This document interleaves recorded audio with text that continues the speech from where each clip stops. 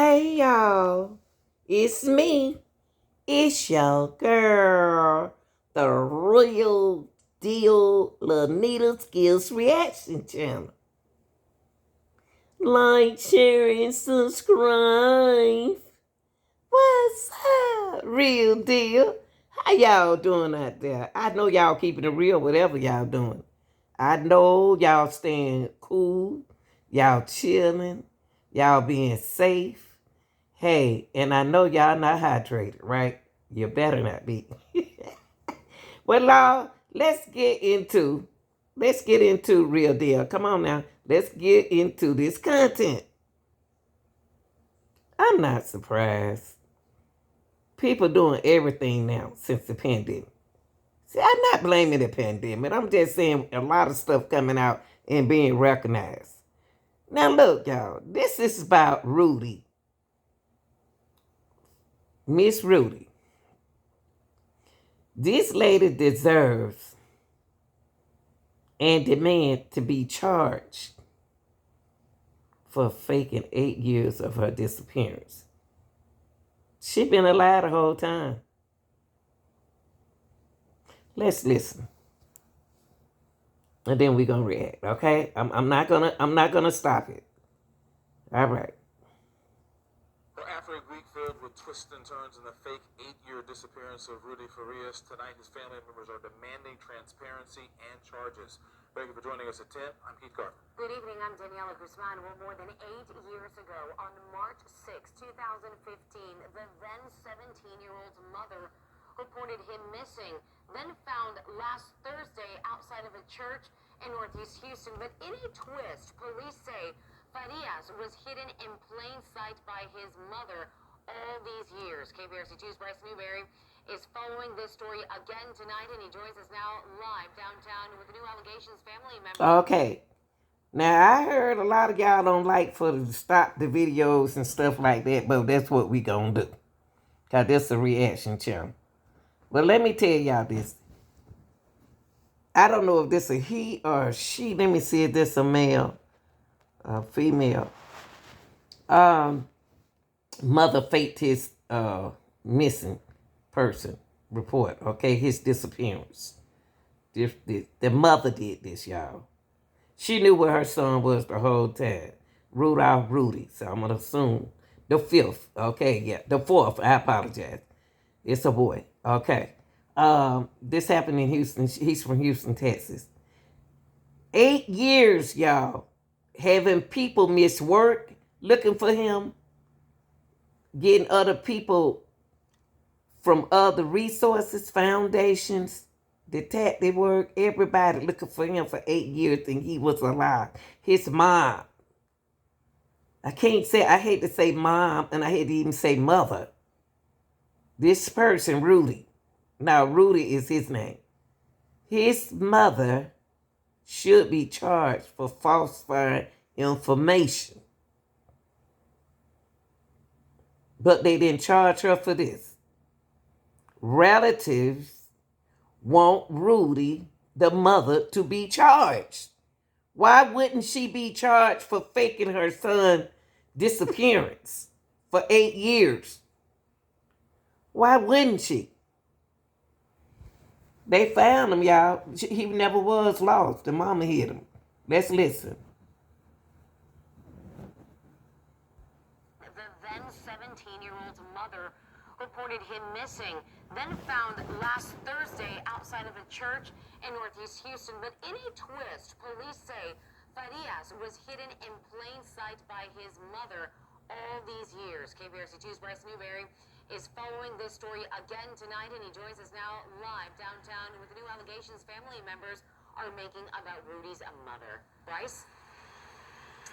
Well, Keith and Daniela, family members call Rudy Farias a victim. That is something Houston police are still investigating. And tonight, those same family members say they do not believe Houston police are doing enough to get to the bottom of crimes they believe his mother committed.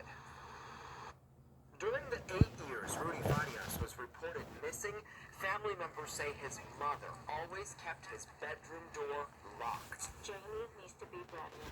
His cousin, Michelle Rodriguez, wants his mother to be criminally charged as Houston police confirm the now 25-year-old actually returned home a day after being reported missing.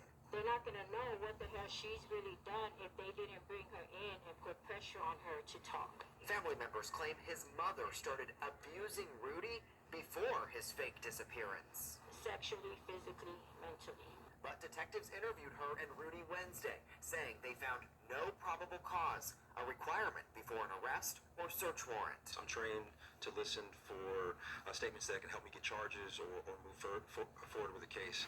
And no, there was no statements made during this investigation so far. But other than just what he said and what he told detectives there, is there other evidence that you know of that police don't know about? I'm gonna be honest with you. Let the family answer. I'm really not sure. Activist Quanell X, who says he was in the room when police interviewed Rudy, says he refuses to believe there's not a single charge that his mother is facing. Everyone should be praying for Rudy and should be outraged with how this is being handled. That woman should be under the jail. Rudy is staying with friends for now, but as his family fights for more to be done, they also want full transparency from police. They're covering up what they knew years ago, and they didn't want to come out for them.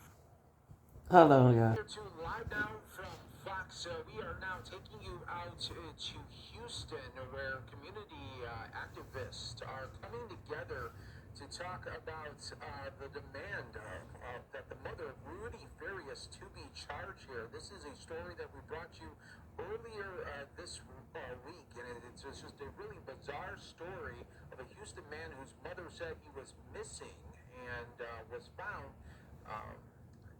earlier this week after being gone for 8 years. And let's listen right here on Live Now from Fox. Liars. That man heard everything that I heard.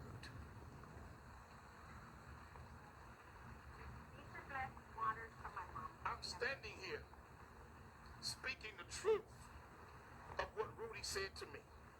And I'm standing here, fight for that young man. I begged the detective, don't allow Rudy to go home with this woman. Don't allow Rudy to leave with this woman. I begged them to do something to stop him. I said to the detective, all three of them, after what you and I just heard in that room with that young man, how in the hell can you allow that boy to leave with that woman? That's right. The detective said to me, because he is an adult, there's not a lot we can do about it. The detective, I also said to him, I said, sir, you know everything that young boy just told us. You cannot allow him to leave with her. That young boy told us how she would lock him in a room and leave him locked in there. That young boy told us how she would give him drugs, mushrooms as he called them. That young boy talked about how the drugs would cause him to hallucinate. She lied. Yeah. Now, I know y'all don't like for the video to stop, but I'm not going to even worry about that no more. Now, this lady needs to face, I don't care if he is grown, but something mentally got to be wrong with him. That mama need to be charged with something, y'all. Rudy sat there. If he sat there, I don't care if he 25, 24, 23, 22, still he was grown. But 8 years ago, he wasn't. If he 25, 24, 23, 22, 21, even if he was 19, something mentally got to be wrong with him because he's still at the house with his mama and mama torturing him. That's still a crime. So you mean to tell me that I can stand my son to live with me and I could do these things to my son just because he grown? Oh, wow. Come on, Texas. Had told me when I first talked to her that the Hispanic young man that was seen here was her ex-boyfriend. And then when we were in the meeting with the detectives, she said it was her nephew. She been telling lies for What? years. So you mean to tell me, Houston Police Department, this woman can tell multiple lies to law enforcement. She can raise money all on GoFundMe pages. I What? talked with the investigator for Lyft today who worked on this case for years, the private investigator. She would raise money for Miss Jimmy. What? And one time she said when she raised the money for her, she only came for 5 minutes, picked up the $2,000 and drove off and left and didn't even thank the people who was raising the money on behalf of Rudy to look for him. Come on, y'all. I cannot believe and I refuse to believe that there's not a single charge that they can come up with to put this woman in jail so a judge can tell her you can have no contact with the victim just like you do in domestic violence cases. Thank you. If a man gets arrested for putting his hands on a wife, God forbid, they tell him that you cannot have any contact with the victim. Rudy is a victim. A victim. Yeah, man. The reason why he was so willing to lie is because she had convinced him that the police had warrants out for his arrest because he had ran away. And she told him, because you ran away and they were looking for you and they spent resources looking for you, that you have a warrant for your arrest. And if they catch you, you're going to jail. Wow. She had convinced the young man to wear an assumed name because he thought he was in trouble for running away. Say. Rudy also said to us, me and the detective, on more than one occasion, he put his head down in tears right before he began to talk about him playing daddy at her request, and he got to be the husband. He has to be the husband, is what he said. What? He said, I don't want my mama to go to prison. I don't want my mama to go to jail. On yesterday, when the question was asked, was there a sexual relationship? The sergeant lied in his response. And then the next question was there a sexual relation between the mother and her son? They refused to answer that question and said he's a victim and we protect all sexual assault victims. See, they know what I'm saying is the truth. Say. That dirty, low-down damn cop was right there with me when Rudy said everything that he said. Just go back and look at the press conference. Why didn't you say, well, from what we know, there was no sexual relationship? You so freely saying that there was no sexual abuse reported, so what are you suggesting? Because he was of age, he gave consent? Is that what you're trying to suggest? Let me tell you something. Rudy is a victim. He is. And for HPD to suggest on any level that that young boy may be involved in this scheme, that's wrong. It is. That boy wasn't involved in no scheme.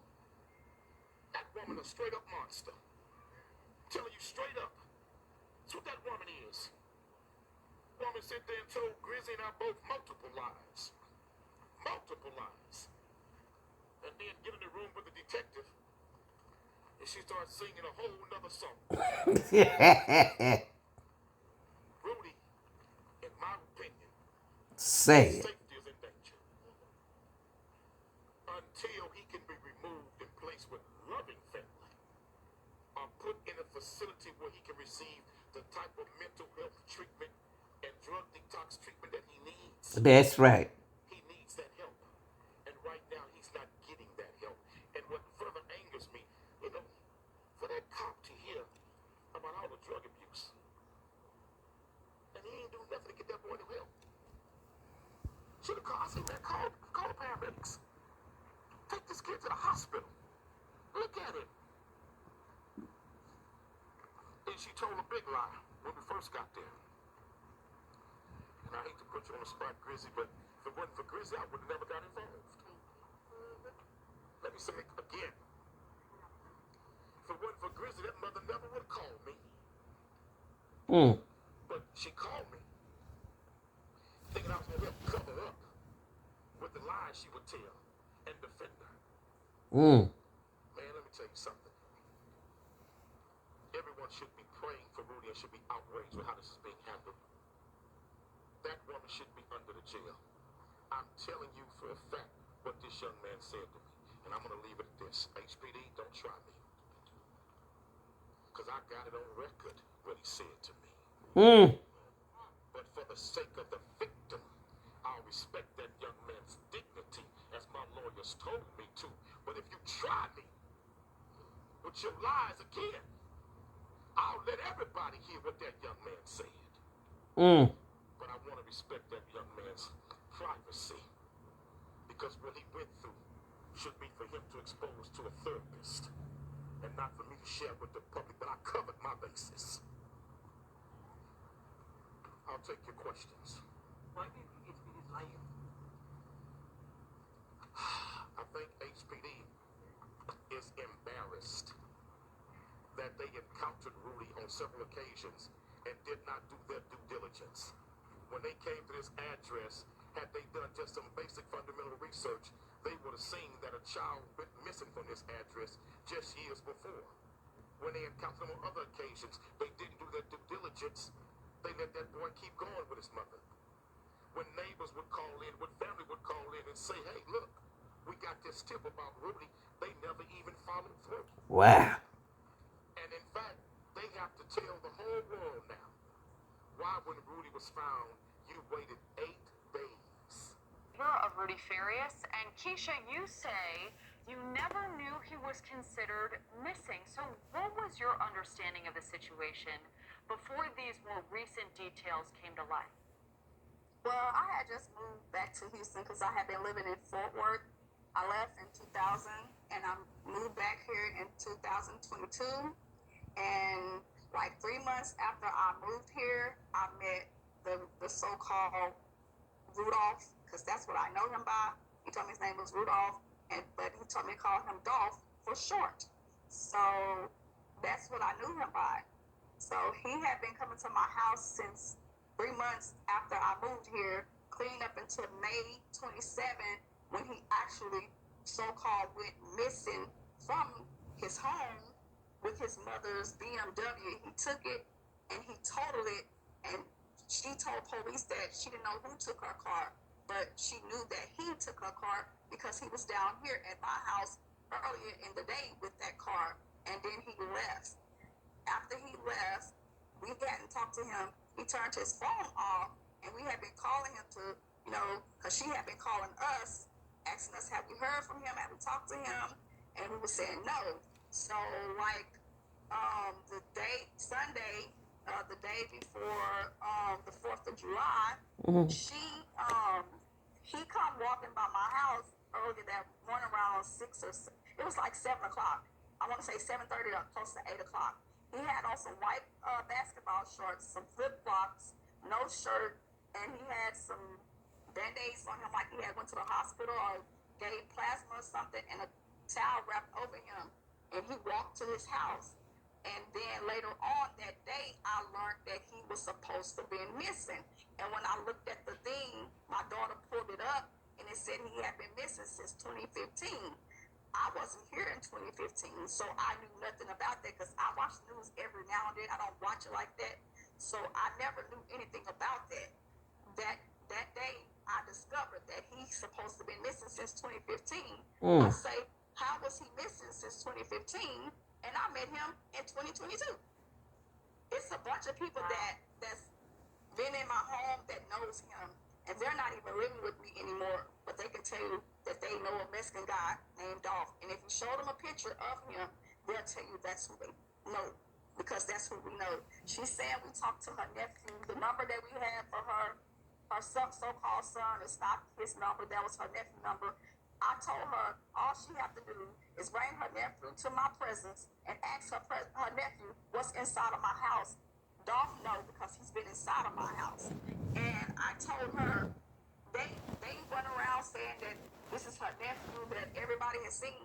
Why isn't allowed to take the test, or nobody has went into the home and took DNA evidence at the house, because the boy had been living there since I've been at my home.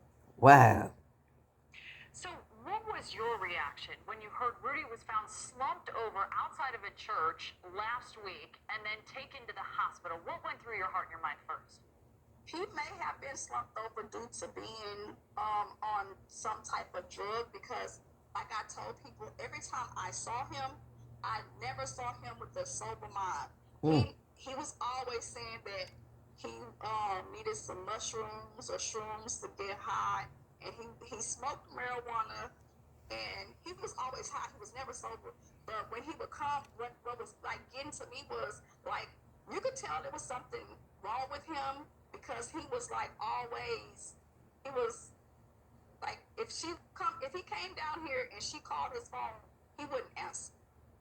So that was one red flag. Keisha, very quickly, we've got about 10 seconds left. What was your impression of his mother?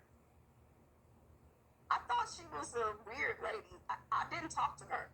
She would only talk to my son and my cousin because I wouldn't talk to her because I noticed things about him that when his mom called, I thought she was some weirdo.